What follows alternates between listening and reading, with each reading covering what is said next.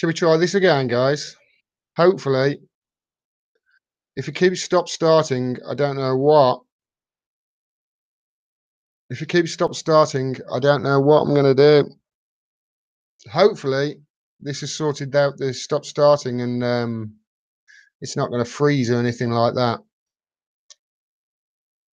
I'm just waiting for you guys in the chat to tell me. So otherwise, I don't know what I'm gonna do. I've been looking at trying to stream it a different way rather than on Google Hangouts because Google Hangouts really is crap. Digital Tyranny is just saying it's freezing.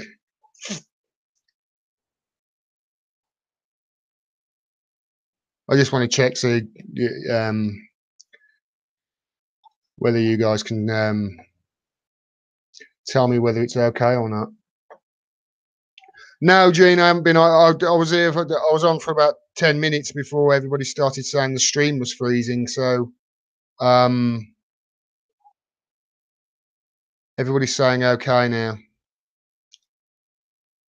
Why not use OBS? The reason I don't use OBS, Matt, is because I was looking at it earlier and I was trying to set up OBS for this, but I'm not really that technical. I'm actually quite good at software and that sort of thing, but I literally didn't have time just to get myself okay with it. Once I am okay with OBS, then I will look at it and hopefully next week I will use that.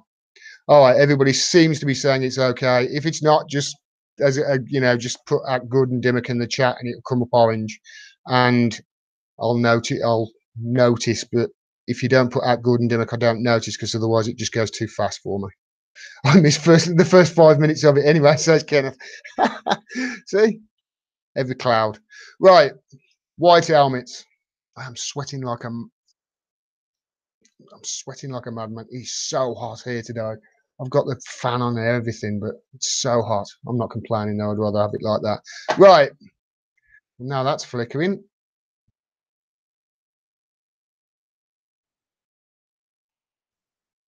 No, you're not in white mode. There's just a lag between the feed going in from my end and it actually being published. So I'm going to try this again.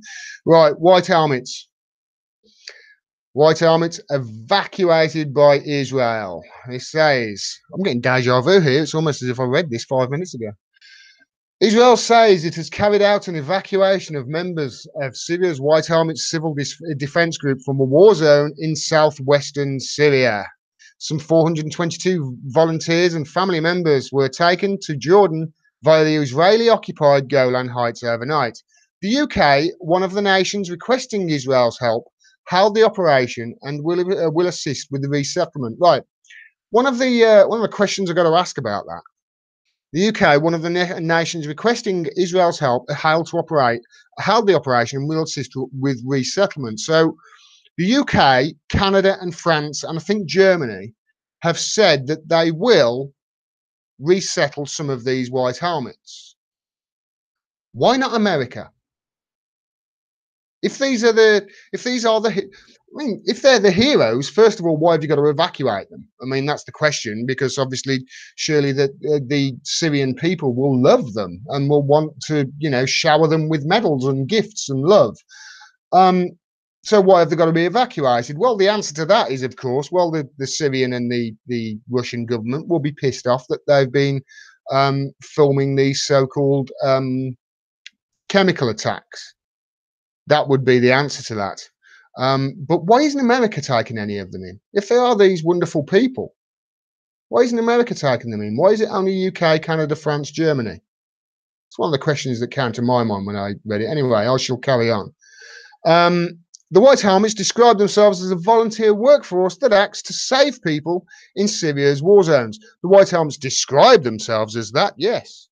Supporters of the Syrian president, Bashar al-Assad, and his Russian allies say the White Helmets support the rebels and also have links to jihadist groups.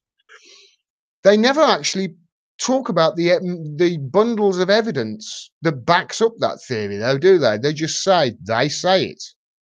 The Israeli Defense Forces, IDF, said they were acting on a request from the US and UK and other European nations. The White Helmets have become trapped in an area of southwestern Syria near the border with the Golan Heights after an offensive by the Syrian military. I will come to that in a bit. Numbering about 3,000 volunteers, they also carry out essential repair work. Some 200 members have been killed. The White Helmets have gained worldwide praise, were nominated for a 2016 Nobel Peace Prize, and were the subject of a Netflix propaganda film, Netflix documentary, and a BBC Panorama programme.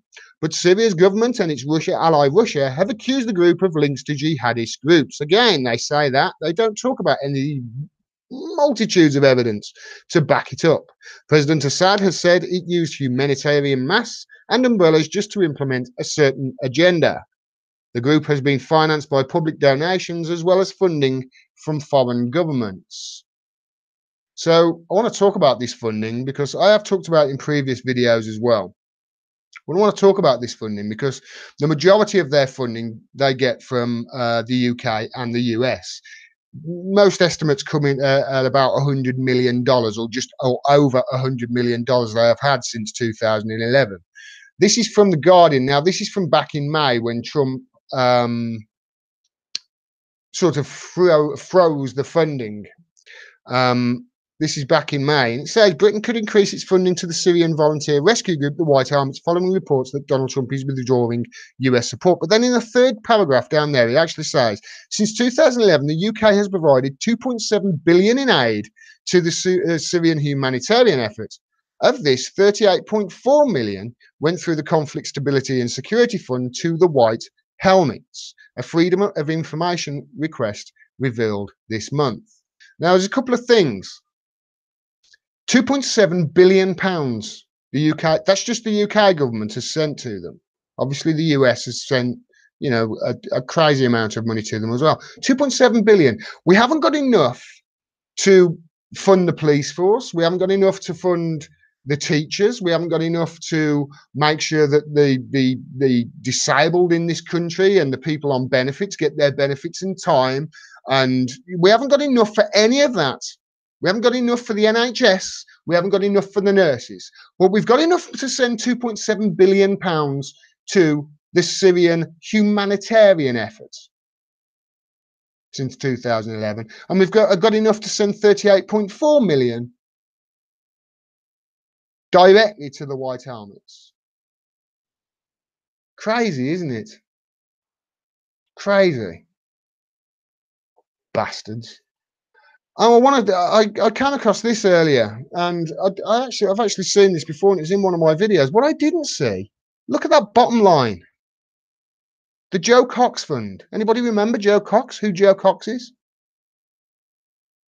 $2.4 million from the Joe Cox Fund. $2.4 million from people who've donated to the Joe Cox Fund.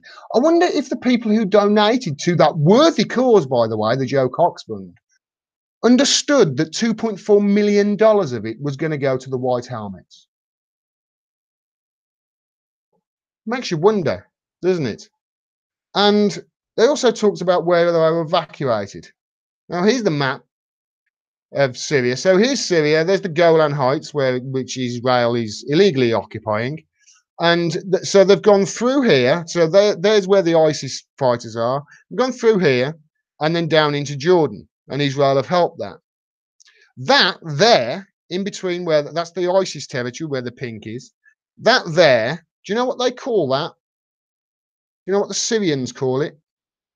That border between where ISIS are holding that pocket of Syria and the Golan Heights. They call it the safest border in the world. Something to think about, I think. That's what they call it. Now, it's been there's one good thing about this, because if the White Helmets are being evacuated, that pretty means this is the end of the regime change war. That's it. The end of this part of it, anyway. They will probably start it up in again. Just look at what's happened there since they've left. White Helmet's Twitter accounts are now being used in Daraa by Al Qaeda gangs to warn their fighters of Syrian army activities. So if these white helmets are so wonderful, how come the Al Qaeda gangs, well, Al Nusra it is in Syria, that's Al Qaeda in Syria, is Al Nusra. How come Al Nusra have suddenly got the White Helmet's Twitter accounts and they can log in and start warning of where the Syrian army is? Wonder if that'll be on the BBC tomorrow. What do you reckon? It's a joke, it is. It really is. Many people I didn't realise this today. The White Helmets actually called for a no-fly zone. Back in, when was this? It was a while ago, this was, but they actually called for a no-fly zone, which that you're literally just asking for war, which is one of the reasons why Hillary Clinton's stance on a no-fly zone in Syria was ridiculous. But the White Helmets claim they have saved 114,000 lives. Now, Ben Nimmo, I think it's the Atlantic Council, is it? Somebody tell me if it's not the Atlantic Council. I'm sure it is. Ben Nimmo, he says this all the time, and he's all about facts. Ben Nimmo is, and getting the facts straight and getting everything verified and independently verified. Who independently verifies how many lives they've saved over in Syria? Or does he just take it on face value? We'll get to Ben Nimmo again in a bit. Twitter's been great today, by the way, on this. The excellent Craig Murray come out with the best quote. I don't know whether he's quoting this, or quoting somebody else. They may be jihadists, but there are jihadists.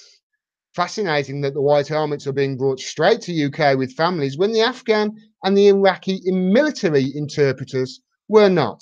The British government does not do this for humanity or obligation. It's true. The Iraqi translators and the Afghan translators, they were refused entry. Some of them were killed when we supposedly left.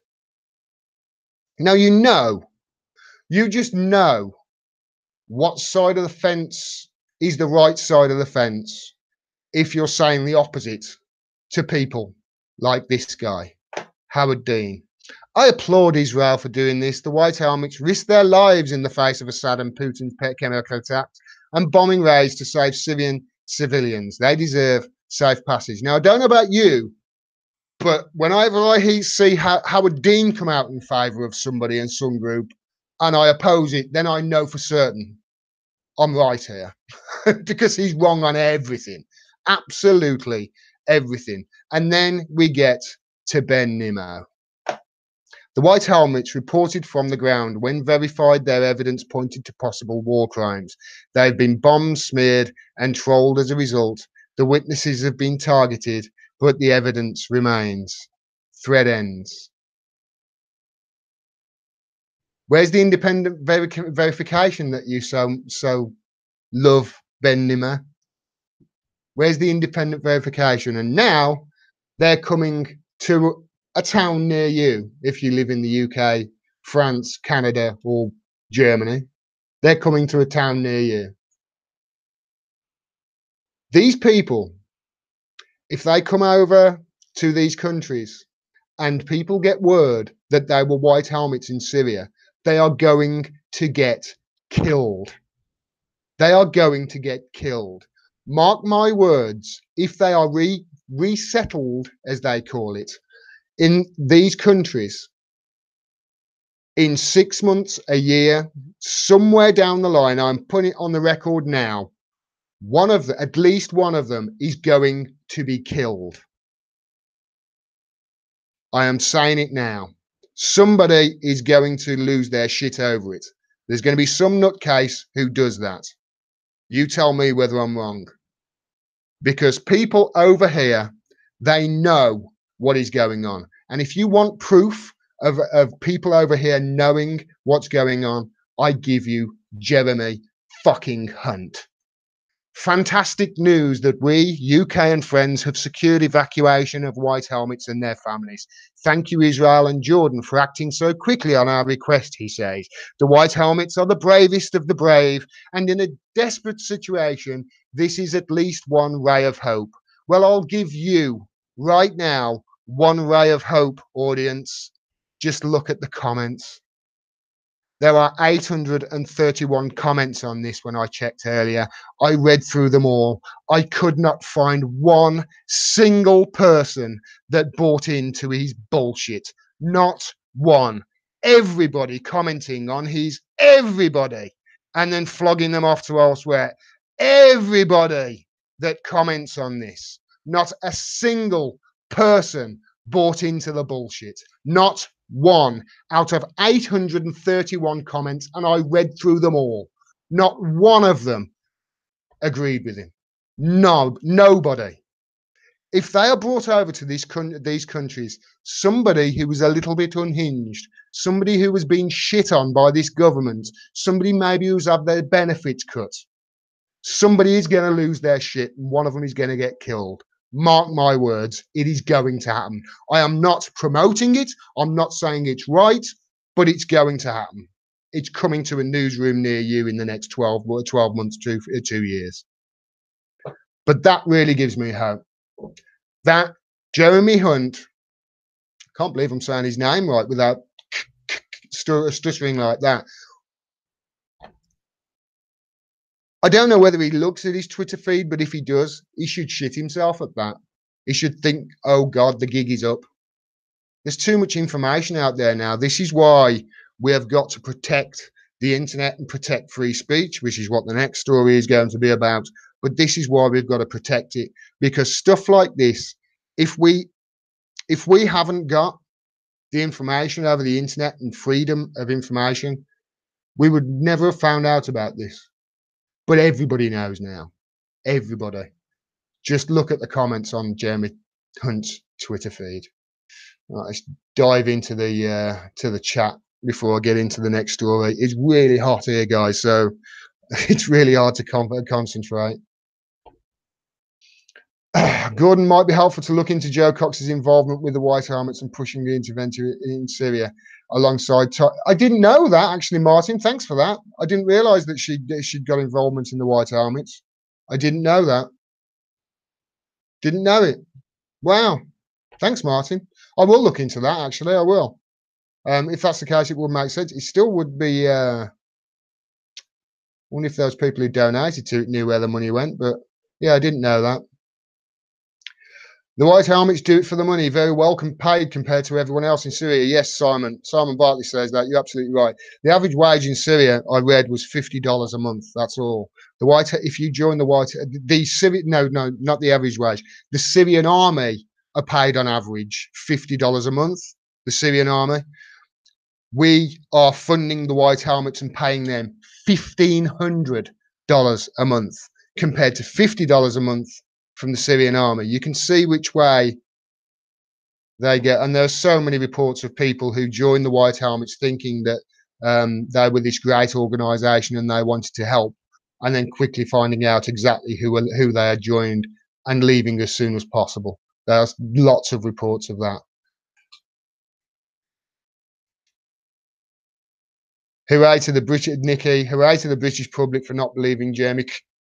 Bullshit. He says he reads all comments the other way.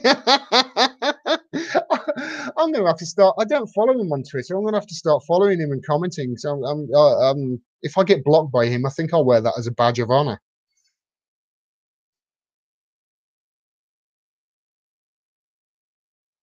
Simon Bartley, most people I talk to are completely naive as to what is happening in Syria.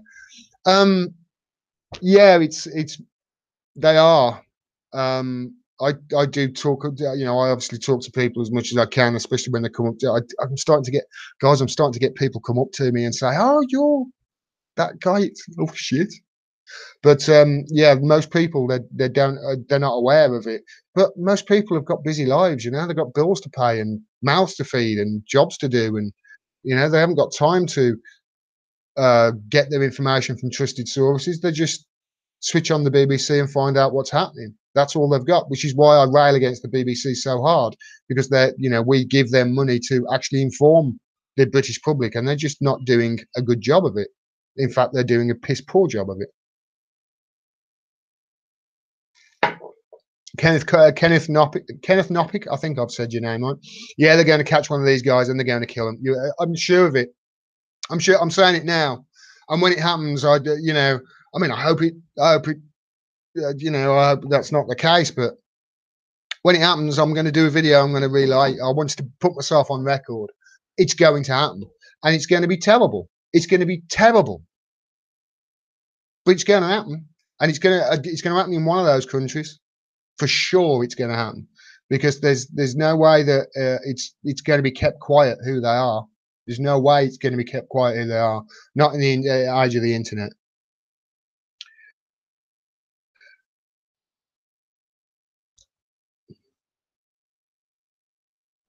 Maria Flores, sorry, Insanity Practice. Hello, started liking your channel a lot. Anyways, just here to watch. Thank you very much, Insanity Practice. Maria Flores, remember that Palestinian medic Israel killed? She was the real hero, risking her life. White House are Western propaganda. Her name was Razan al-Najjar, and she was a wonderful, wonderful woman, as were all that she wasn't the only medic that was shot during the Great March of Return. There were many, and there were journalists as well. But of course now it's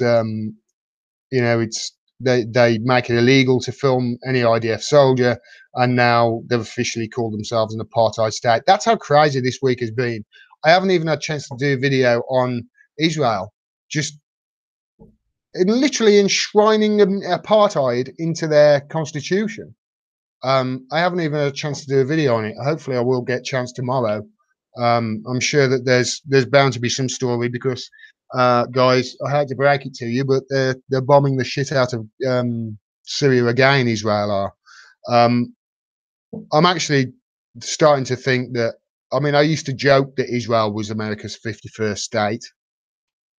I'm starting to think it's actually, because whenever there's a war in the Middle East, America and the UK use Israel sort of as the starting point. It's just basically their battalion in the Middle East now, Israelis. White House were intelligence agents, say C. White. They were started by an MI6 guy called Le Mesurier, his name was. So yeah, they were started by an MI6 in I can't remember his first name now. Le Mesurier, I know his surname was. I think. I mean, this operation with the White Army, it actually might have started with, the best intentions. They might have thought, oh well, we're arming these rebels. So they might have said, oh, we better send, fund some people to go over there, and actually, they might have started it with the best of intentions. Although, maybe I'm looking at my government with a bit rose tinted glasses, but it certainly didn't end up like that. Damn, looking great in that shirt, Gordon, says Sweezy. Thanks, man. I learned to iron today. Honestly, I learned to iron today. My shirts. I always, because I've got one of those washing machine tumble dryers where you put it in and just forget about it, and it washes and dries it all in one. And I always forget about it. So when I take the washing out, it's crumpled and it's dry and it's difficult to iron. What I didn't realize is you just spray water on the shirt. It's actually really easy to iron, and it gets all the creases out. It took me 20 years to figure that out. Damn, dude, don't you have air conditioning? I live in Florida, can't live without it, says Kenneth. We're in Britain, mate. We don't. Very few houses in Britain has air conditioning. Very few. We've got a temperate climate, so most, probably 10 months of the year it's pissing down with rain or it's cold. We only get a few weeks of sun a year, but this year has been. I've got to finish my video on climate change, because this year has been the driest start to a summer in the UK, I think ever. There are.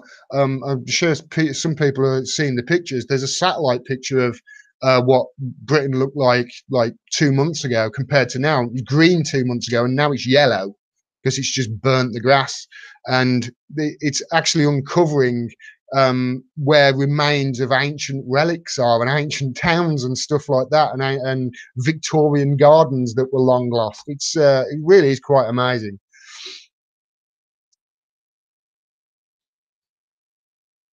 It's not this hot in Britain most of the year. It's not this hot in Britain ever.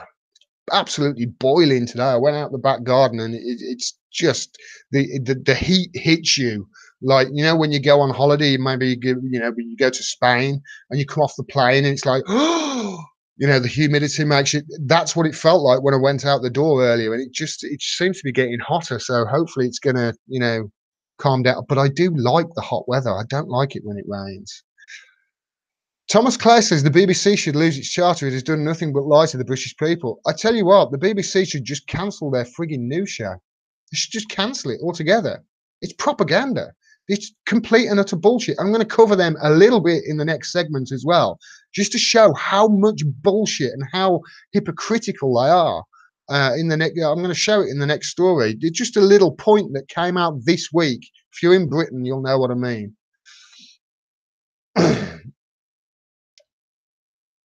Wow, this just jumped on me.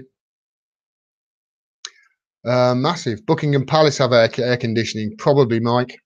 I wouldn't think so.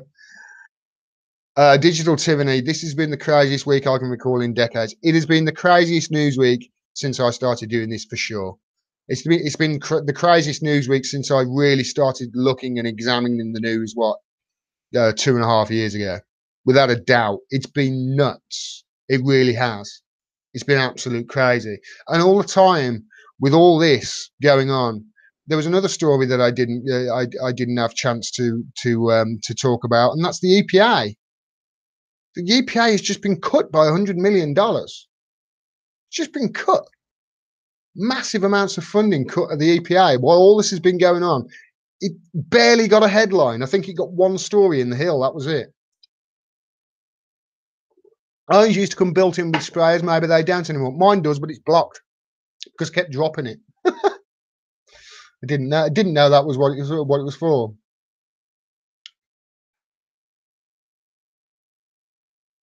Oh, just jumped on me again.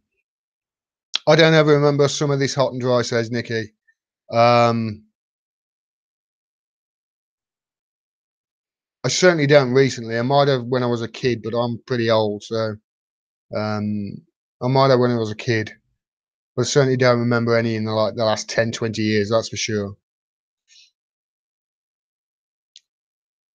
Maria says, I met this lady a few years ago. She used to work for the UN, for the US as an interpreter. She told me that Israel is definitely the 51st state. That's certainly, it seems that way. It really does. It seems that way. Whenever there's anything about to, whenever there's any operation in Syria or anywhere in the Middle East, really, that the US and the UK, it's always Israel that's used as a jumping off point.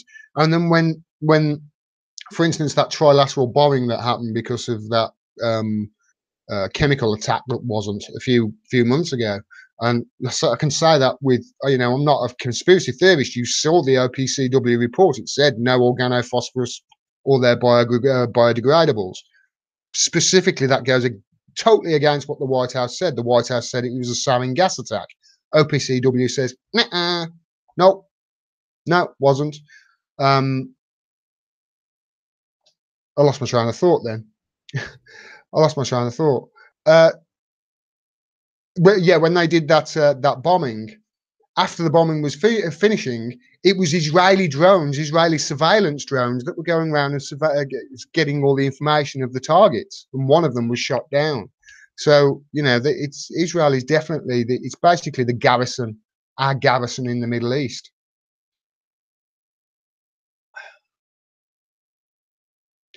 Amy says, as a New Yorker, I would take hot and dry every day over hot and humid and garbage smell. Me too. It's really hot. It's been quite humid though today as well. Do I believe any UK newspaper says G Zakalwi? Independent is okay. The Independent is the best we've got. And that's just saying, if the Independent is the best we've got, that shows you the how good our newspapers are. The Guardian is a shower of shit, and that's our second best newspaper. So yeah, I don't believe much, but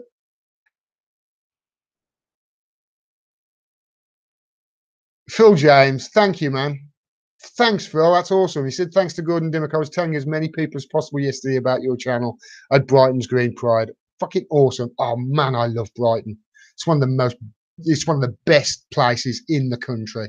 Absolutely gorgeous. Full of wonderful people as well. Love Brighton. Thanks very much for that, Phil. I'm trying to grow this channel, and you guys, you know, your word of mouth is the way it's going to do, where the way it's going to happen. I used to be an internet marketer, and I could grow this channel by nefarious means, shall we say. I could spam the shit out of Facebook groups, but I'm not going to go down that route. I'm really not. For instance, I set up a Facebook page when I was an internet marketer, and I could get somewhere in the region of 2,000 likes of that page in a day. Not by doing anything shady, not by fake news or anything.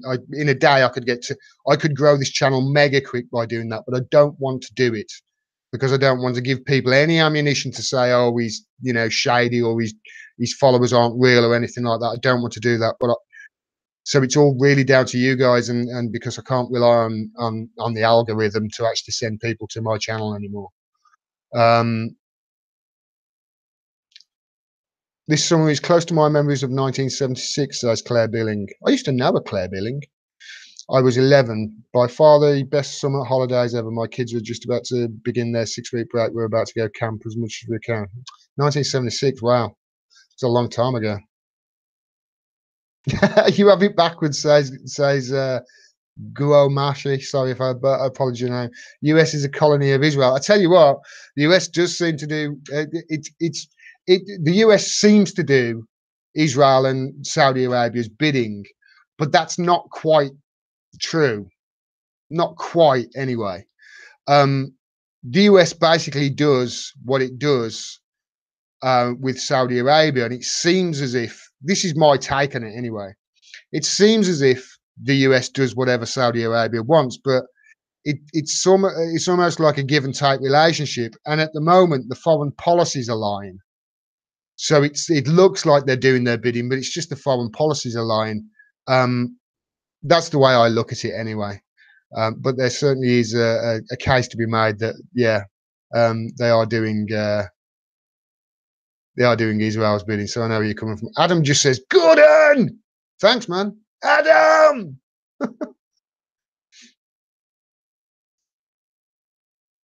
Always have integrity, Gordon. It's important these days. Thank you, Zidane Kuja. I will try.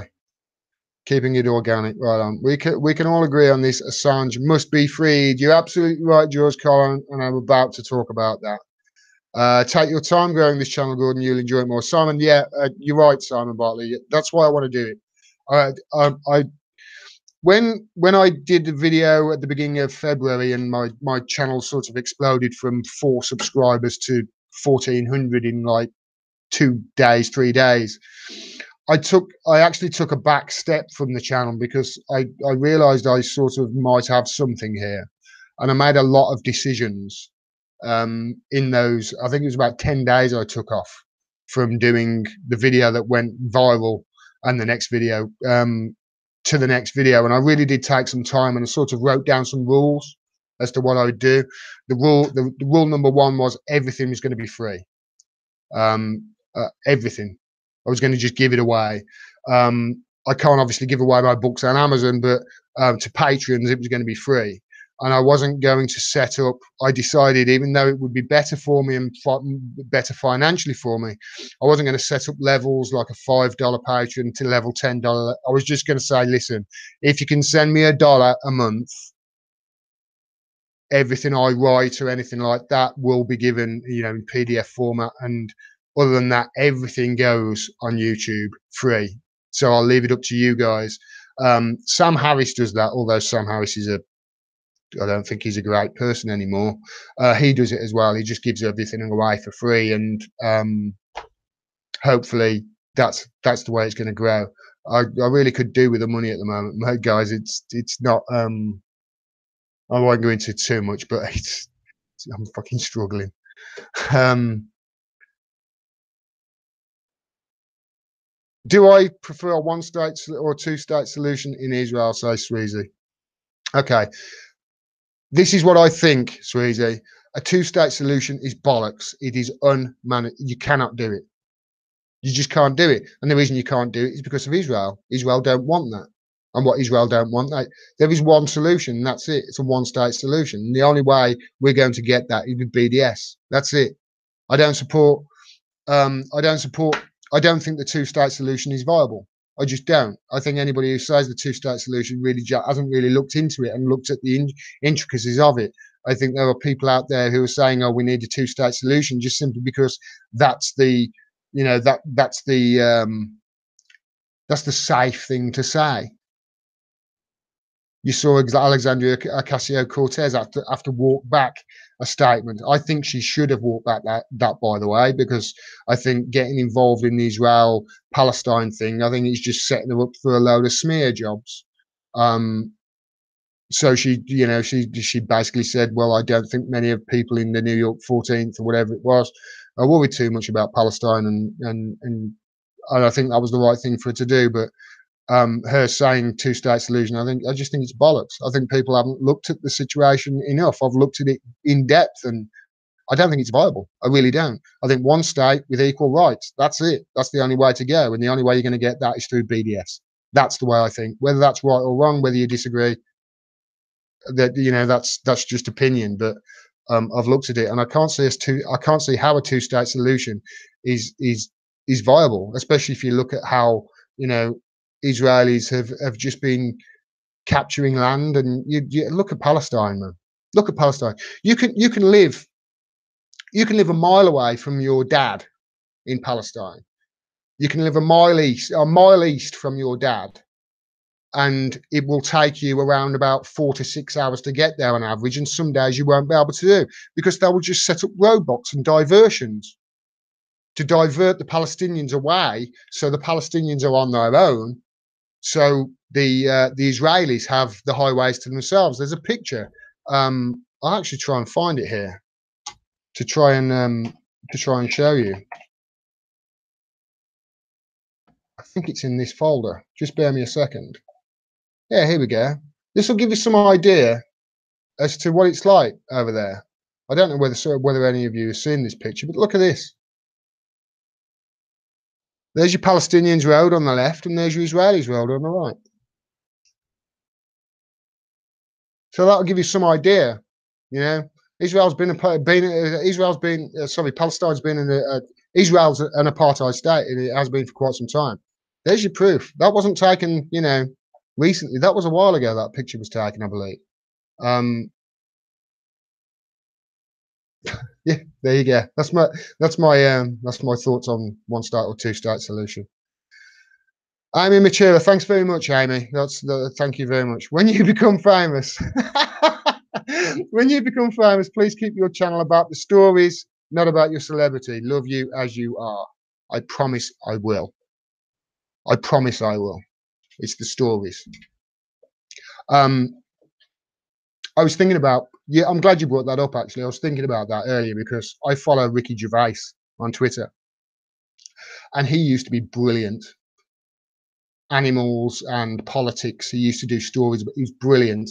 Now, his latest stand-up show, it was all about him and his fame, and how he, people on Twitter and taking the piss out of stupid people on Twitter. It's like, have you got nothing to say other than bad things about the people who follow you on Twitter? And his last stand-up, he says it was the best one, and I watched it. It was shit as far as I was concerned, especially compared to his other stuff. So I know what you're talking about, Amy. I really do. Gundam, you should choose another topic and write another book, in my honest opinion. Here's the problem, Jimbo, right? I was quite a prolific writer. I've actually took my websites down now because I'm moving servers, and I've got to put all the information onto gordondimmock.com, and that's probably not going to be up until the middle of next month now. But here's the problem. Caitlin Johnston. That's the problem. She wrote an article.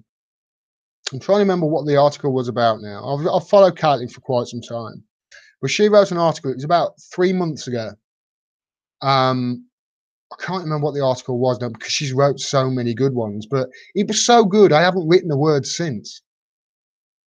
And that's the honest truth. I haven't written a word since because I just thought to myself, I could write for another 20 years and I still won't be as half as good as she is. I just won't. And I said to Jamal last week, if she starts doing this and starts doing a YouTube channel, I'm going to go to Australia. I'm going to punch her in the throat. I'm going to throw a computer out the window. That's not fair. She's just so good. There's nothing I can add to anything that she isn't. You know, if something, Jimbo, if a subject comes up that I really think's important, and interesting, and I want to cover, then I will do. But yeah, Caitlin Johnston, she's the problem. Fucking love that woman. Love her.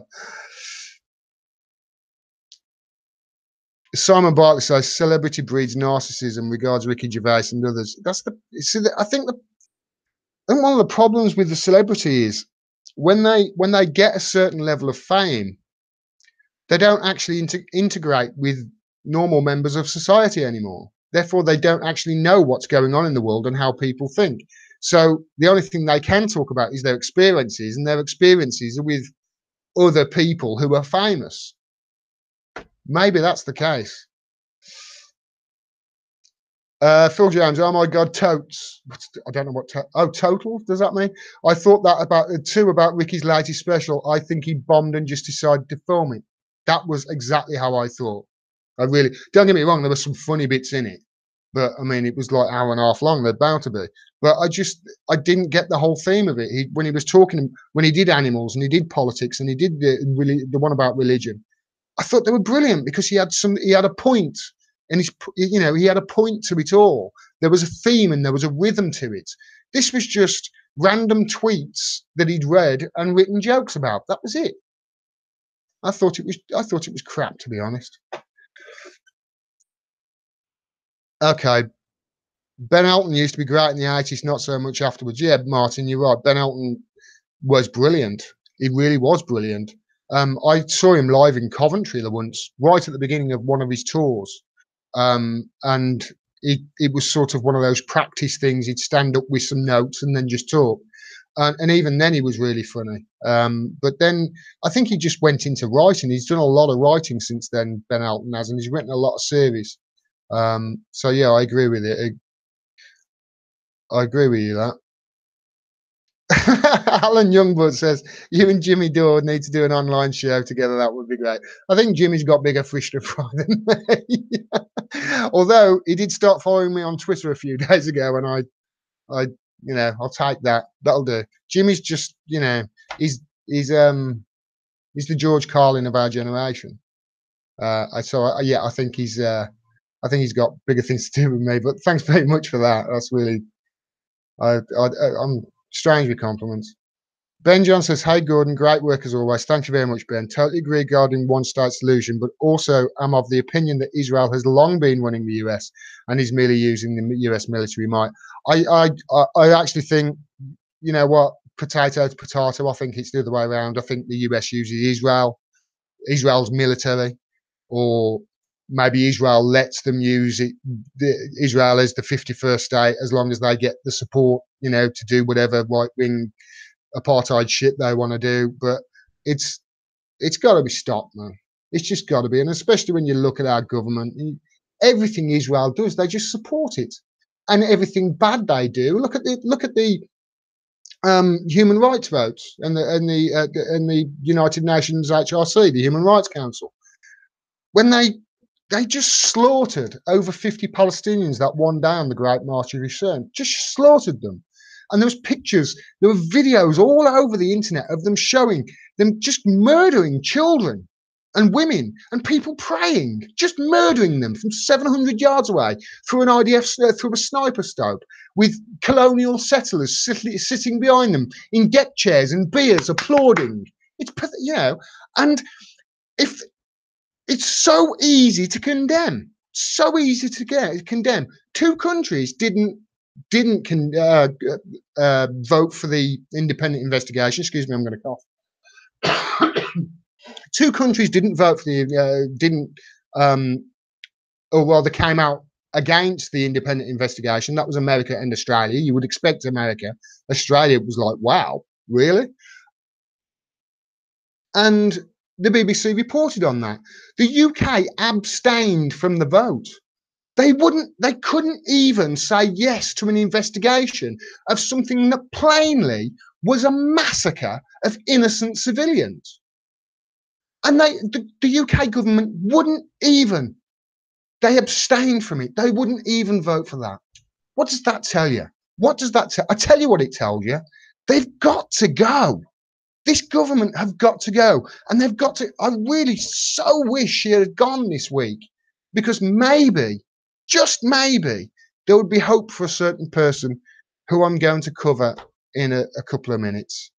Amy says, also, try not to go crazy covering this stuff. I'm getting concerned about Jimmy's mental state. Jimmy's fine. Jimmy's, if you've seen him, if you've seen his stand-up shows, it's just how he is, you know. It's just how he is. I think he's no, let him go nuts. You know, it's the passion that I love about him. When I first started doing this, I did a video. The people who've watched my channel for a while will know this. I did a video about, it was when the royal wedding was on. And I've got a story to tell you here, actually, a funny story.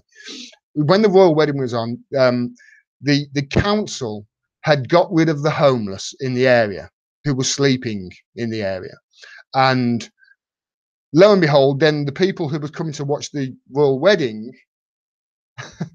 they were sleeping. And it was like, well, why did you get rid of the homeless? They were sleeping. It's ridiculous. Some of the homeless found this bus and were sleeping on the bus. And then the police impounded the bus because they said that the guy who was driving it didn't have a license to carry passengers. It's like it wasn't a passenger vehicle anymore. The seats were gutted. It was a living room. It was a mobile home now.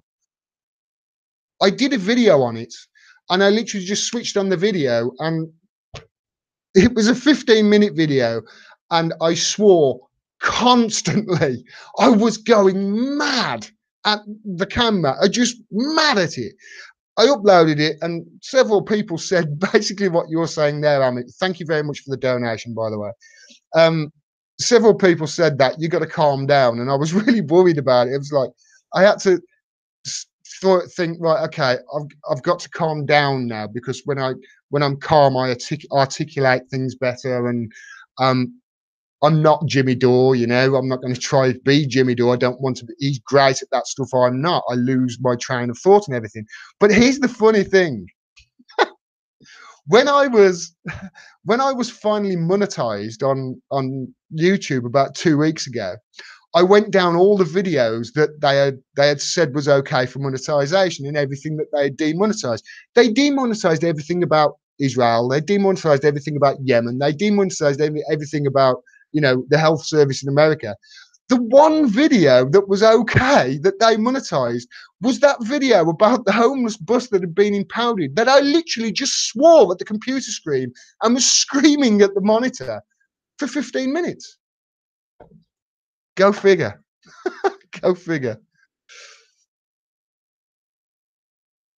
Digital tennis, yeah. I'm not going to repeat that, but you are right. Yeah. Jimmy is passionate and wants justice, says Jean. Yeah, Sophie. That's the problem. That is the problem. Especially when you're doing this 14, 16, you're doing this every waking hour, just trying to make sure that you're keeping up. And I'm fascinated by it, and I love it. When you're reading so much heartbreak and so much injustice and so much hypocrisy and so much propaganda, it can get to you. When your life is reading about this unfairness and just injustice, it can really, really get to you. And to be honest, how it doesn't get to some people is beyond me. I just think they can't have any empathy. But that's why, yeah. And I will definitely bear it in mind and try and be calm in some videos. But some videos, I'm not going to be able to help it, guys. Some videos, you got to be outraged. You got to let it come through. And if it's organic, then it's okay, I think.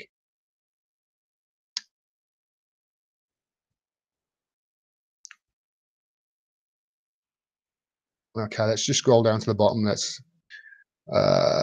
not going to talk about TYT about you. I know you've made a comment. I'm not going to talk about them. Not going to talk about them. I've talked about them too much in the past. You guys know how I feel about TYT. I like TYT. I think they do great work, but I also think that 10% of what they do is shit. So I don't want to talk about them anymore.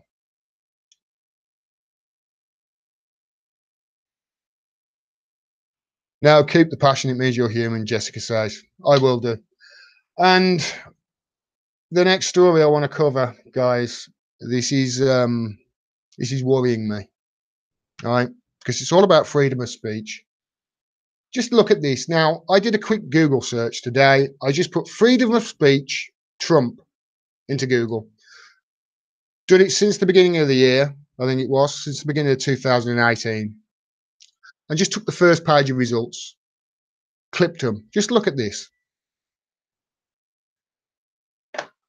Press freedom is under attack. Don't wait for a journalist to be murdered to protest, says USA Today. Idiot hyenas survey finds hatred of journalists goes in one direction. Up, USA Today. South China Morning Post. Donald Trump's attacks on journalists, one of the major threats to press freedom, they say, along with Russia and China.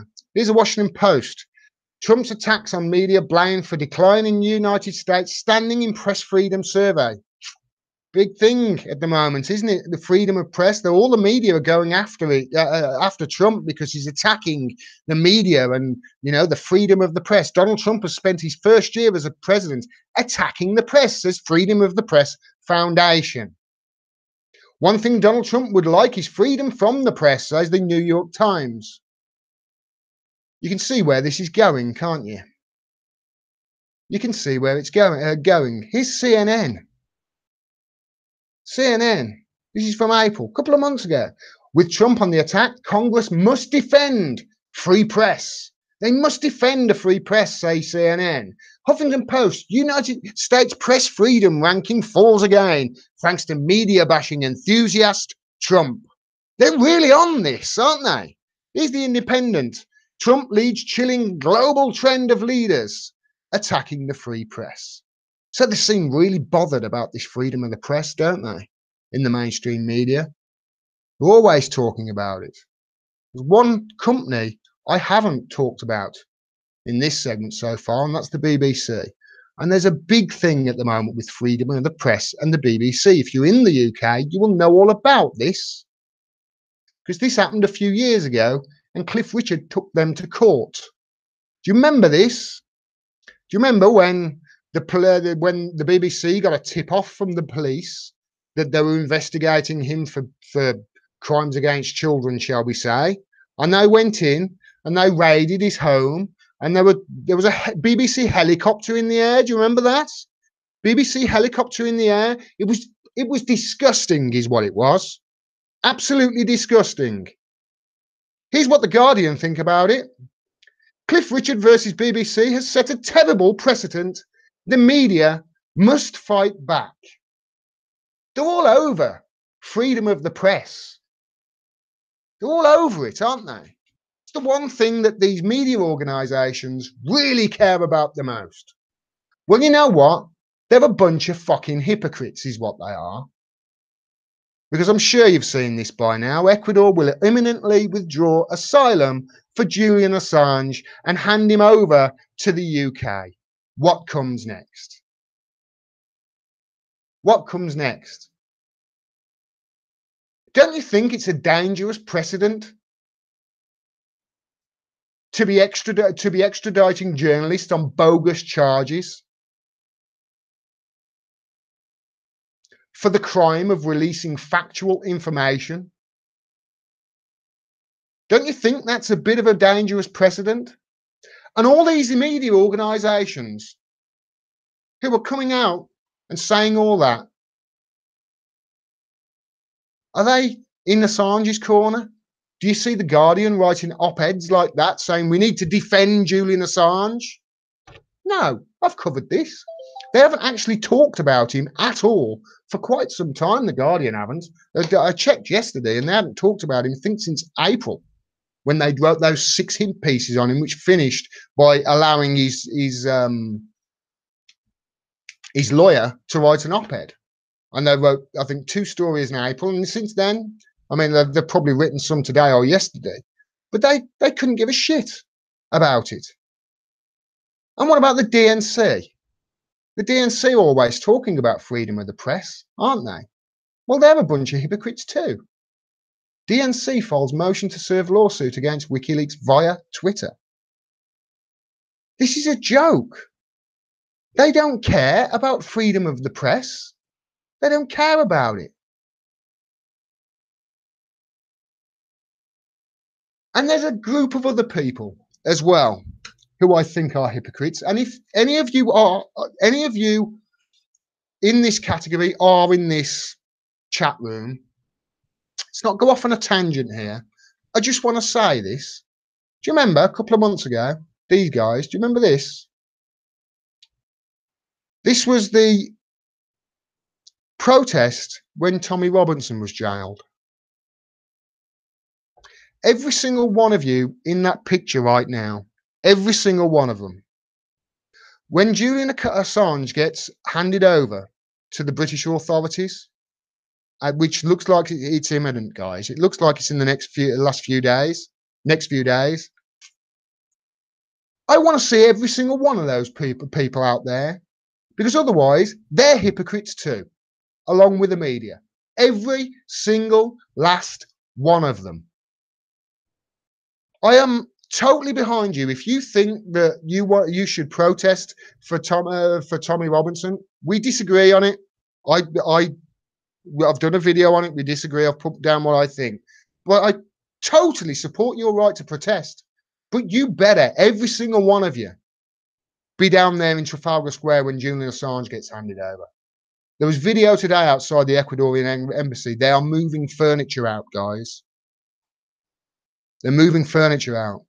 I don't think that's a coincidence. We've got to get active with it. And I'm going to just write something in the, I'm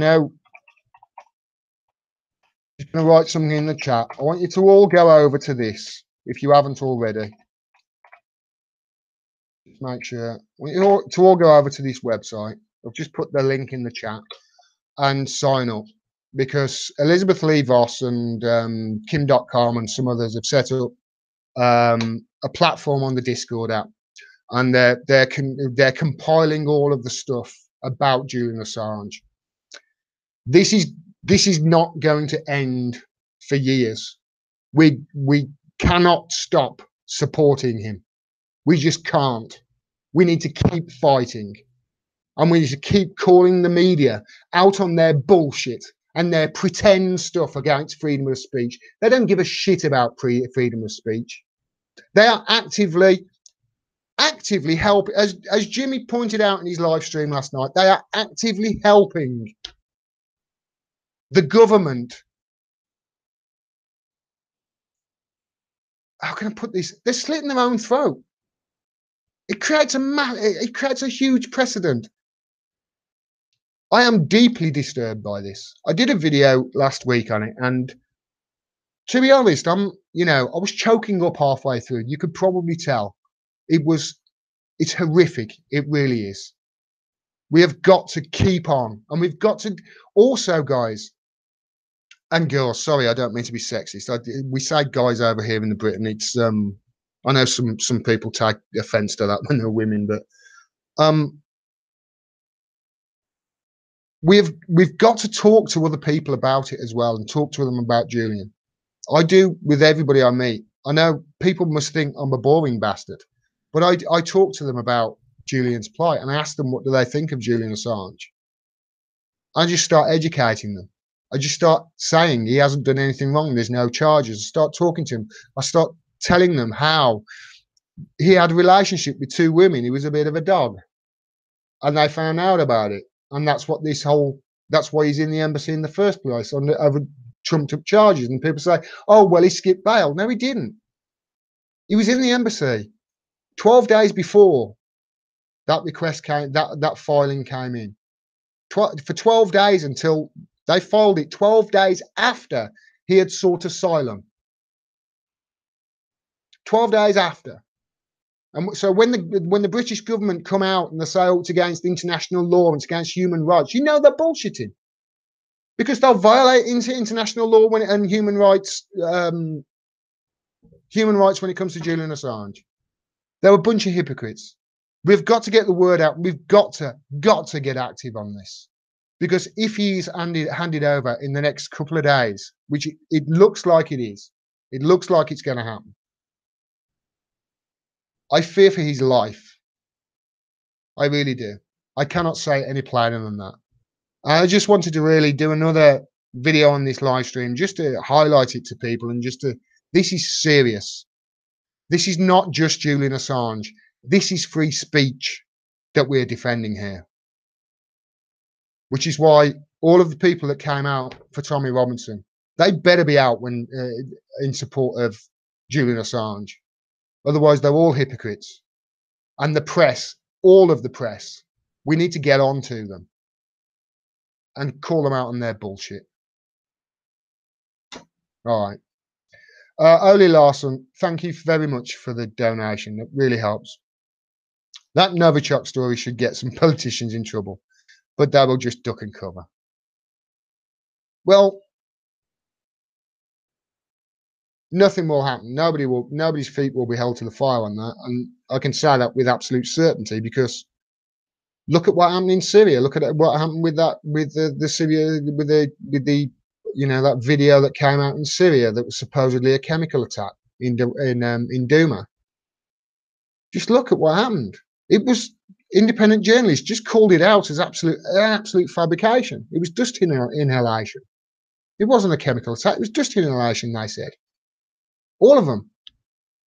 They took 12 or 18 members who were there, 18 witnesses to The Hague, and the Channel 4 were like, how can you sleep at night doing this? What? That was the question they asked. He said, how can you sleep at night? How can you do this? Where are your witnesses, UK and US, who were saying this? And then the OPCW report comes out and says there was no organophosphorus material found or its degradation products, which means it wasn't sarin. And then there was a line that said, I think I've got it somewhere. I'm sure I have. There's a line that says, we found some samples of chlorine, but these were bagged and tagged for further testing. So they don't know where this chlorine could come from. Chlorine is found everywhere. Cleaning products, fire extinguishers, the lot. Chlorine is very common. Headline on the BBC: chemical attack with chlorine gas. That was what the BBC said. So nobody's feet are going to be held to the fire from the Novichok thing. Just look at the Syria situation for proof. But you're right, Ole, and thanks so much for your contribution. Hi, right, I've just scrolled down to the bottom, so it's just jumped down to the bottom, so I've missed a load of comments, and it's still going, so at least it's not frozen this time. And Nikki M, I raise Assange in every live stream side chat at the moment. It's got a long discussion on Captain Swiss's Sunday stream. He couldn't find any UK articles about. I know, that's the point. I looked as well, Nikki. I couldn't find anybody, any publication, any mainstream publication that had come out in support for Julian Assange. I can't find anybody that's been talking about the stuff that the independent media online talks about. I can't find any of them coming out in support for him. None of them. Not a single one. The only publication I can see at the moment that is coming out in support of Assange and is talking about this is The Intercept. I can't see any other. I can't see any other publications that are talking about this. This is an assault on freedom of speech. This is an assault, if you're in America, on your First Amendment rights. I think it's First Amendment rights. It's an assault on it, and they're cheering them on CNN and MSNBC and Washington Post and New York Times and all the rest of it. They're cheering them on. Oh yes, I did find one article. I found one article today that was talking about this and was talking it's a slippery slope, and that's Mother Jones. That's the only article I could find. And obviously this is a big story at the moment. It was horrible. It's horrible. I fear for his life if he if he's handed over, and it looks like he's going to be. Keith Durant, hi Keith. Keith sends me lots of links, guys, to stories and what have you. To everybody who sends me stories and links, I know a lot of the time I don't reply to them, but I do read them all. It's just my time. I can't spend time replying to everything, but I do read them. Please keep the links coming to me, especially on subjects that I'm not aware. I think if it's right, Keith, although it might have been someone else. Let me check who it was. Let me check who it was. I know Keith and Wayne, if you're watching as well, I know they send me links all the time to stuff on Nicaragua and South America. And I'm doing a video tomorrow on the update on the second video on Venezuela. I wanted to do it last week, but it was nuts. And I want to go off and talk about Nicaragua and Bolivia and all the other countries in South America, because there's a lot of shit going on there, guys, and it's shady, especially to do with the IMF. Just had a cat walk in my. Hello, pussycat. Hello, pussycat. Cat's just walked in my flat. Just walking around having a nose. Come here then. Oh well, sorry about that. Yeah, keep the links coming. Big thank you to everybody who shares my stuff. It really is important that it's shared. So I really want to thank everybody who shares my videos, share it to Twitter. I don't have a Facebook account, so I don't share anything on Facebook because I deleted Facebook a while ago. So anybody who shares it on Facebook, Twitter, Google Plus, anything like that, tells their friends. Just thanks to everybody. Obviously, thanks very much to the patrons. I couldn't do this without you, and just anybody who supports the channel in general, really. But yeah, everybody who sends me links. I forgot what you said. Keith says the US brought the president of Ecuador. His country had a proposal to support breastfeeding the world over. He withdrew it because he would affect. I want to do a video about that this week as well. And not just the breast milk either, the water. Look at what they did in Mexico, I think it was. And the first thing AMLO did when he got in was do a decree that he was going to stop. They were privatizing the water. Nestle were going to charge. They were charging a fortune for water that comes from the tap. Oh, but yeah, I'm going to concentrate a lot on South America, because I think that's going to be where the next big global problem is, especially now Syria is winding down. I've got a feeling they're not going to. They will leave Israel to deal with Syria, and they're not going to do a big coup attempt on Syria anytime soon. It's just my feeling anyway. George Calon, kudos. I know what kudos means. Respect and recognition to all those who are making donations. Blessings, but yeah, just thanks very much to you all who support me. His Holiness says the UK government proved that it is way more dangerous to the world than ISIS and Al Qaeda combined. Most of the terrorism in Syria is cooked in London. I'm not going to disagree. Keith, thank you for the mention, bro. He says, I'll do what I can. I really appreciate it, because obviously, I get I've got probably about, I've got a folder with probably about 40 or 50 different trusted places I get information now. And a lot of my information comes from stuff other people share from Twitter. So that I know how important sharing stuff is on social media to grow the channel, because I find a lot of stuff and a lot of my research comes from people who have shared stuff on Twitter, and obviously from the links that people send to me. So thanks very much to everybody who sends me links.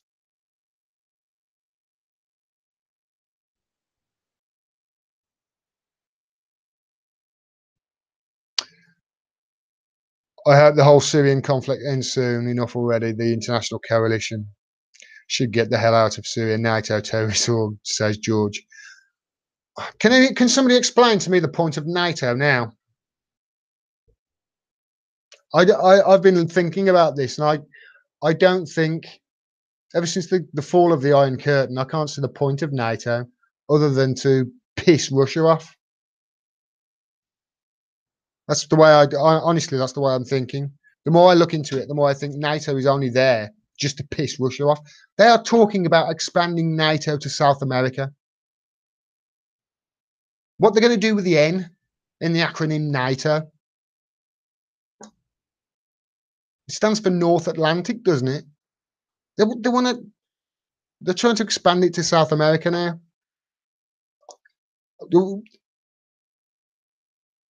When they, I think the biggest problem with the biggest thing with NATO, the slippery slope, was when Bush pulled out of the IBM treaty. Because what people don't realise, the anti-ballistic missile treaty, the IBMs that really are surrounding Russia, they were first. They were first. They're not a defence. They're a first strike weapon. They're not a defence. They're a first strike weapon. Because most people believe that an anti-ballistic missile, they won't shoot every missile down, but they will stop a secondary strike because you get warning, you know it's coming. So for instance, if Russia have got, if NATO has got those IBMs all around Russia's border and surrounding Russia, yeah, they're not going to actually. If Russia suddenly attack NATO, they won't be able to stop the missiles. They won't be prepared. However, if NATO attack Russia, all those IBMs are then going to be on high alert. See what I mean? So it's defending a response against an initial attack. Many people don't realise that, but it's a first strike weapon.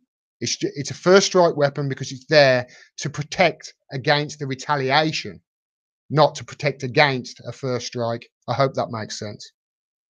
Give that kitty a treat, Gordon. I don't need to, Dave. She went in the kitchen. She's probably eating my food from earlier. It's next door. Next door's got a few cats and they come wandering in, but I haven't seen that one for a while. It's just jumped on me. George Carlon says, exactly, Gordon. I don't know what you're saying exactly, Gordon, but I totally agree with you. It must have been about NATO.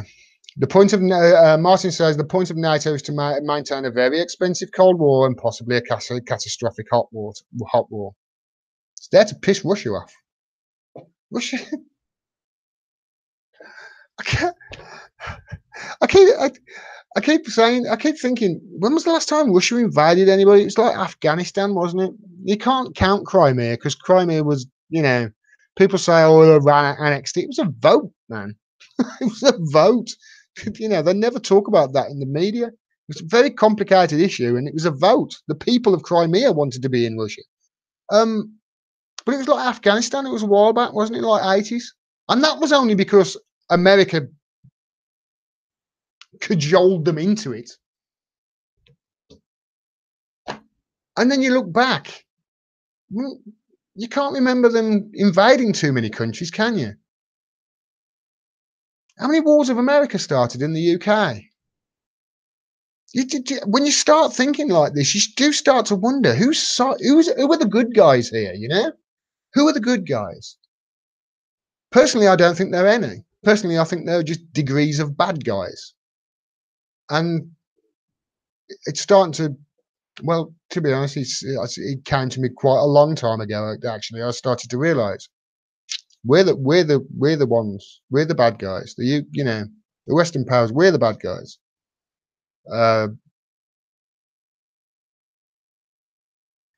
There was a poll, wasn't there, of all the countries. They polled 190 countries in the world. 25% of the people answered the question, who is the biggest threat to world peace? And 25% of people said America. I think the closest to them was like 4% or 6% who said Iran. I think 2% said Russia, 2% China. 1 in 4 people around the world think it's America. It's worrying, it is. North Atlantic Terror Organization. I just saw before it skipped on me. Whoever said that, that's great. Wikipedia says White Helmets received 150, not 50. Well, that's Wikipedia for you. 1,500. 1,500. That's from Eva Bartlett. I got that from, I think.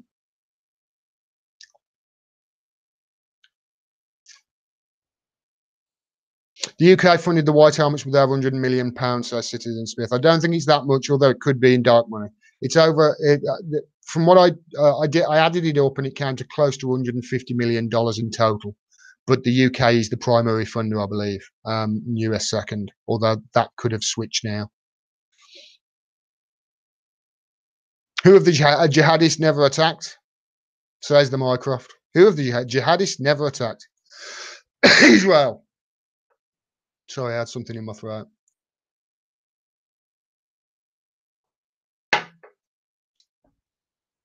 I'm just getting to the bottom here now. Phil Bertoff says it's a painful reality to know your nation is the bad guy. Breaks my heart. It breaks my heart too, which is why I'm so desperate. You can see how I'm sweating. It's why I'm so desperate for a change in government over here. I'm not a big fan of Labour, right? Not until they get the Blairites out of the party, anyway. I despise what Tony Blair and the likes.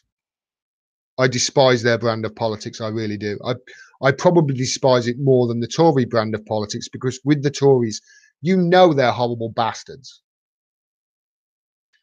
But the Blairites brand of politics is much like the Democrats. It's a wolf in sheep's clothing. They pretend they're good, but they're not. They're doing all the stuff that the right wingers are doing. That's basically what it is. It's all the stuff that the right wingers are doing, just with some nice social justice stuff in there as well. So I'm not I don't hold great hope out, shall we say, if Jeremy Corbyn wins and gets into government, because he'll have to battle his own party, and that's going to be a massive battle. There's going to be a clash there. So they've got to get him out, and deselection is one way to go, and it's probably the best way to go. But I do think Jeremy Corbyn is a decent human being, and that's why I want him as Prime Minister. And I've explained this before, because in my lifetime at least, we have never had a Prime Minister, not in my lifetime, that you can say, hand on heart, I think that person is a decent human being. I don't think you can. Even if you go back to the year I was born, which was a long time ago, which I will not tell anybody, we have not had a Prime Minister in my lifetime that I can say is a decent human being. We've just had varying degrees of evil bastards. And the one in there at the moment is one of the worst. This is why I'm so desperate. I can't believe she's hanging on. It's herpes is what she is. I can't think of a better way to explain it. Herpes. You cannot get rid of her. She's going to go there. Mark my words. There's going to be an election this year. Amy Mitchell, thanks very much, so much. Thank you again. Give the cat some food, Gordon. Maybe it showed up because it heard something interesting. Turning away potential followers. Not a great idea.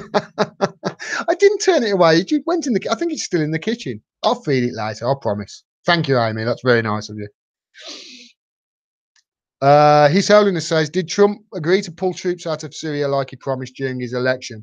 Is that why the MSM is? Well, he said he was going to, didn't he? And then there was this incident in Duma, shall we say. Read into that what you want. When I was young, anti-ballistic missiles were forbidden, because if you had an anti-rocket, and the others could have an anti-rocket, and then you could have an anti-rocket rocket. My head just exploded. Kenneth Knopick says, I was hoping you guys would have elected Jeremy Corbyn before they got Julian Assange out of the embassy, but I do believe he will be elected eventually. I think he will be elected eventually, and that was my hope too, Kenneth. It really was. It's why I was so desperate. It's why I was so hoping that she goes, that she went last week, because then maybe, they would have put it would have slowed it down. But I think Corbyn's a man of integrity. He's a decent human being. He's a man of integrity. He hasn't changed his position on things in 30, 40 years. And he's been on the right side of history every time for 30, 40 years. I can't think of a time when he certainly has never voted for war, ever. Bernie Sanders has. Bernie Sanders has. I think it was Afghanistan he voted for intervention in. Jamie Corbyn has never, ever voted for any sort of military intervention. I'm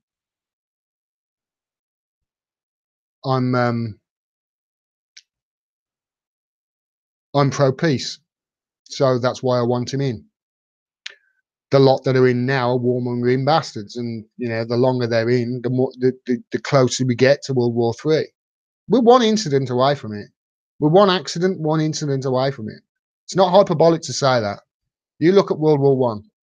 You look how World War One started. That started because some archduke that we'd never heard of got assassinated. Next thing you know, World War One happened. Well, this jumped on me again. I'm very sorry about this. Harold Wilson, at least he refused to send our troops to Vietnam. What year was that, Nick? Was it 60s, Harold Wilson, or was it 70s? Don't know enough about him, I don't think. Martin Bennett says, did you see the poll of Corbyn against various Tory leaders? Boris scored best, neck and neck. All the others were white. Neck and neck? Who did that poll? The Telegraph, by any chance? He'll piss all over them.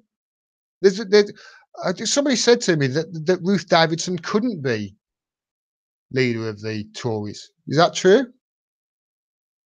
She's a Tory, isn't she? Surely she can be leader of the Tories. Same as what's-her-face is leader of the SNP. I think Ruth Davidson would give Corbyn a run for his money, but all the others. No, not Boris. Nikki M, I can't believe the Blairites saved Theresa in the Brexit vote. I can. I can. We saw it coming. I think it was Jamal and I were having a conversation about it a while ago. We saw it coming.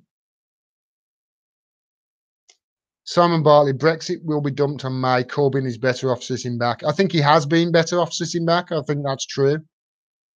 But I think now it's been cocked up so badly, it'd be okay if Corbyn gets it, because it's like whatever he does, he can do the politician's trick. Wouldn't be in this mess if it wasn't for the Tories. You can just say that over and over. Kenneth, shit, dude, I bet I'm older than you. I was born in 1970 and I'm not embarrassed. Yes, you are older than me, mate. I know you shouldn't be embarrassed. Not much older than me, though, I'll say. Amateur, decent people, I think Bernie, Chomsky, Nader, Carter. Yeah, Carter was decent, but man, it just shows you the pressure of that office, because Carter did some really stupid stuff, like giving the Shah asylum. Harold Wilson set up the Open University, and the Open University has changed me. Open University, that's where I did my physics degree. Open University has changed my life. So thanks goes out to Mr. Wilson for the rest of my life. I mean, I share that what you mean by OU, Open University. That's where I did my physics degree as well. So yeah, it was awesome. They paid me to do it as well, which was amazing. They gave me 260 quid. I don't think they do that anymore. Yeah, she's an MSP and has to be an MP to become a PM, I believe. I'll have to look at that, Jim. I wasn't aware of it. I said it a while ago, and somebody mentioned it to me, and I'm like, I didn't realise that.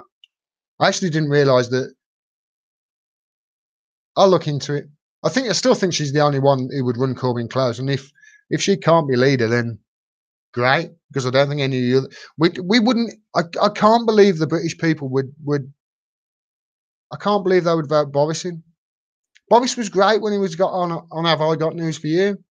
He was great. He was this affable, jovial fool that everybody took the piss out of, and isn't he funny? Oh, you Boris. And then he became, London mayor, and Londoners were quite unhappy at him, but he was up that zip line. Oh, look at Boris up there. Oh, God. Is there any other politician that could get away with that? and then he got a position of power, and look what happened. Look at the devastation. Look at the devastation that was caused from that slogan on the side of the bus. Can you imagine if he's driving the bus and we're all in the back of it? I can't imagine that we would vote for that guy. And we certainly wouldn't vote for Jacob Rees-Mogg. No way. No way. He may be a very shrewd politician, but there is no way we would vote for. We would not vote for somebody from the Old Testament. We wouldn't. So who else is there? Then you go down the list to the likes of Gove, and I don't think there's anybody who can beat him.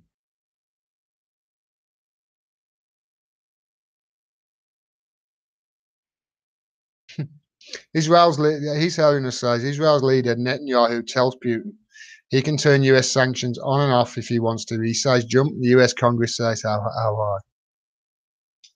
BB, yeah. It's very powerful.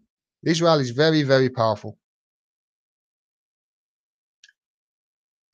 Former UK ambassador to Syria, Peter Ford. That guy is awesome. Guys, if you don't know who Peter Ford is, start watching some. He's one of the guys who went on the BBC, and the BBC didn't realise that he was a truth teller. And they asked him about Syria, and the reporter was like, "Oh shit, what do I do here? Somebody's on the BBC telling the truth." He went on Morning Joe and did the same thing as well. I don't think anybody realised. I can't. I don't think he's been on too many times since. Let's put it that way.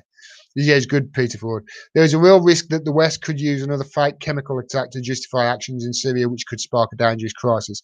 Russia and Syria have been saying they very well could be. I mean, whether they are saying that just to sort of like, hey, we're preempting what they're going to do. It could be, some chess that's going on there, but it wouldn't surprise me if there's another one soon. But hey, how's there going to be another one, guys? What's no white helmets over there now? Corbyn has been against the EU for decades, so at least he will have some thoughts on what needs to happen. May is pro-EU and has no intention of taking us out. The Mycroft, you're absolutely right. I've said it before. It's all upside down, inside out, the wrong way around, and back to front. May wants to stop in, is pretending like she wants to leave and have a hard Brexit. Corbyn wants to leave and he's pretending like he wants to stop in. It's all wrong. And I'm not sure about this Brexit, guys. I really am not. I tell you what I do think.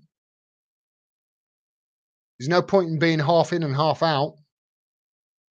That's just going to complicate things further.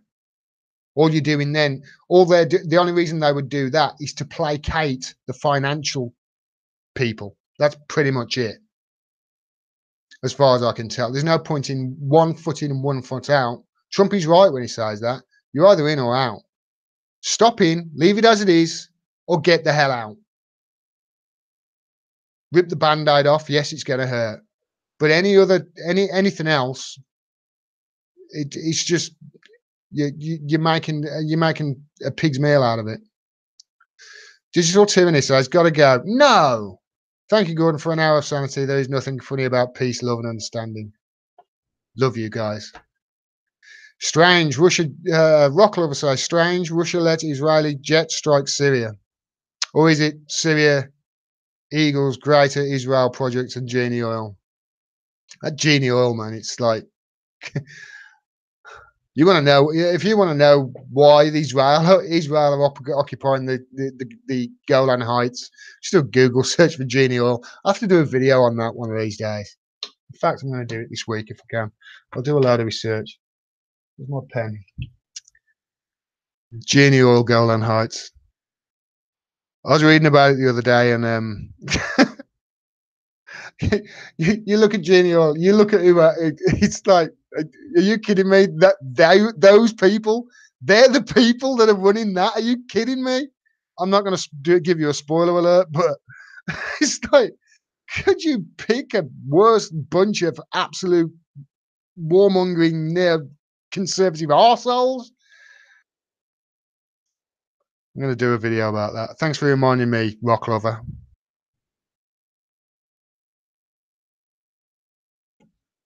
Zombie in the air, boys failing upwards.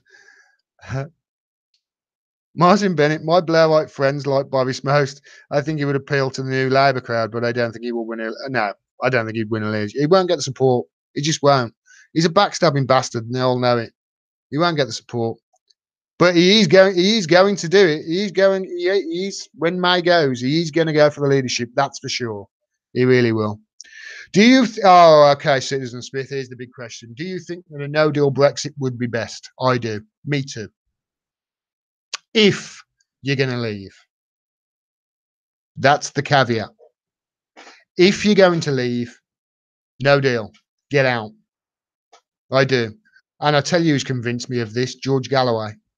However, if you're not going to leave and have a hard Brexit, if you're not going to leave and have a no-deal Brexit, if you're not going to just say no deal and walk away, don't do anything else other than just stop and leave it as it is, which is probably what they're trying to do anyway. If you look at the EU and their votes, and I've covered this again, Maastricht Treaty, and there's other votes, the Greece's vote, all of the votes, all the lists, whenever it's something that the EU doesn't want, they either ignore it or there's another vote on it.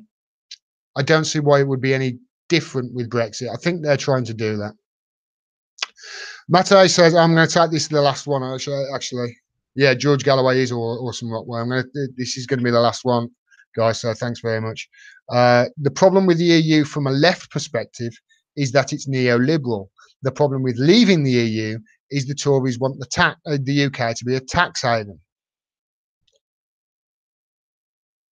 Yeah, it is neoliberal, that's for sure. Now, the problem with the EU, okay, the second part of what you said there, the problem with leaving the EU is the Tories want the UK to be a tax haven. The problem with that is the EU already is a tax haven, because there's all different ways you can use the rules to avoid paying your fair share of tax. Obviously, this is the same in other places in the world as well. And if you leave, then I'm sure there are ways that they will fiddle the tax system as well for these giant corporations. But definitely, the EU is a neoliberal organisation for sure. Kenneth Noppet, I'm going to leave on this, guys, at hour and 50. I need to go and get some food because I haven't had any since lunchtime. George Galloway is awesome. I've never heard someone that could speak so well in the English language. He's just to show you just how great the media are at propaganda. Up until about 2 years ago, I thought George Galloway was an idiot.